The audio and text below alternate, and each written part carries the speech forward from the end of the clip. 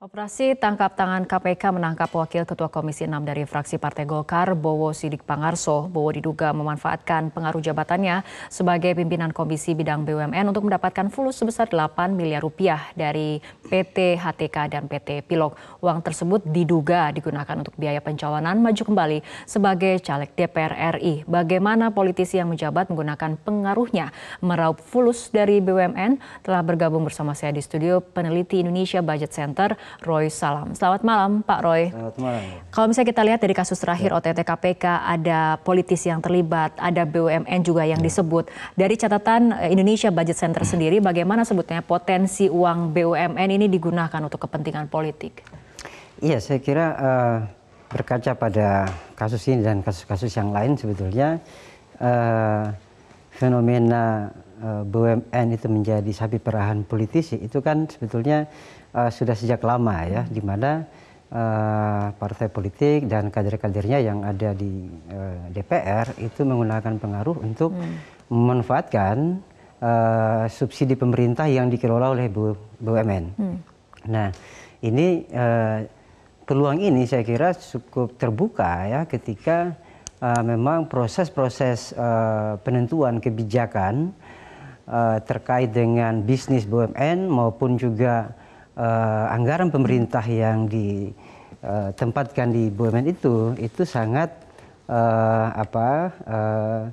tertutup. Maksudnya publik sulit untuk memantau sebetulnya bagaimana kebijakan atau keputusan-keputusan politik yang ada di DPR itu berdampak kepada BUMN itu dilakukan secara terbuka. Permasalahannya ada pada transparansi. Salah satu persoalan itu adalah persoalan transparansi. Nah, dari Indonesian Budget Center sendiri melihat bagaimana sebetulnya pola ataupun modus politisi menggunakan pengaruh politiknya dan kemudian meraup uang ataupun tadi dikatakan menjadikan BUMN sebagai sapi perah, ini modusnya seperti apa biasanya? Iya, dia bisa pertama bisa menggunakan BUMN untuk membangun pencitraan di dapil ya. Yaitu ya kegiatan-kegiatan yang kaitannya dengan BUMN itu berada di dapil mereka untuk melakukan kegiatan tertentu di mana mereka bisa secara seremonial hadir. Nah, yang lain adalah bisa kaitannya dengan memanfaatkan pengaruh mendapatkan uang ya. Tentu kasus ini itu kemudian membuka secara gamblang bahwa bagaimana pengaruh kekuasaan itu kemudian dipakai untuk mendapatkan uang, lalu kemudian uang itu dipakai untuk mendanai kampanye. Nah, ini kan jelas bahwa bagaimana partai politik dan kader-kadernya ini memanfaatkan ya BUMN untuk menggunakan sebagai mendapatkan nilai ekonomi untuk kepentingan kampanye politik. Nah, modus ini kan sudah jelas. Modusnya ya tadi kan bisa ada jual beli pengaruh untuk mendapatkan uang dari bisnis-bisnis BUMN, termasuk bagaimana mereka bisa mendapatkan manfaat uang dari politik anggaran yang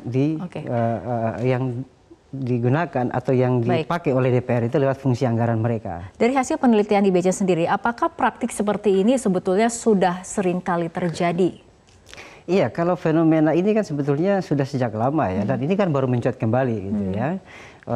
Di pemilu-pemilu sebelumnya juga isu BUMN sebagai sapi perahan politisi itu kan mencuat ya.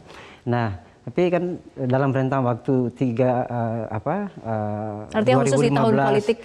Ya, 2015 sampai 2018 itu kan tidak kelihatan dan baru muncul di tahun politik. Nah, tahun politik ini kan memang mau tidak mau ya partai politik dengan bersama kader mereka ini akan mencari peluang-peluang pendanaan untuk kampanye mereka atau kepentingan politik mereka. Artinya apa yang harus dibenahi ataupun harus diawasi lebih ketat lagi untuk menutup praktik seperti ini? Iya, IBC pernah juga sudah menyampaikan juga ke Bawaslu tentang bagaimana ruang-ruang politik anggaran itu bisa dipakai untuk pendanaan politik gitu ya. Nah, salah satunya lewat politik anggaran. Nah, politik anggaran ini kan berada di pihak eksekutif dan DPR. Satu sama lain adalah bisa saling melengkapi dalam konteks bagaimana mereka bisa mengambil hasil-hasil korupsi itu gitu. Nah, tentu mengawasinya bagi seorang pengawas pemilu dalam ini Bawaslu ini memang satu hal yang tidak mudah ya, karena praktek ini hanya bisa dilihat misalnya dari praktek reses DPR ya, tapi dari praktek bagaimana cara dia mendapatkan dana kampanye. Nah, ini mungkin lebih pengawasannya kepada dana kampanye si anggota DPR maupun laporan dana kampanye partai politik. Nah, ini kan kelihatan bahwa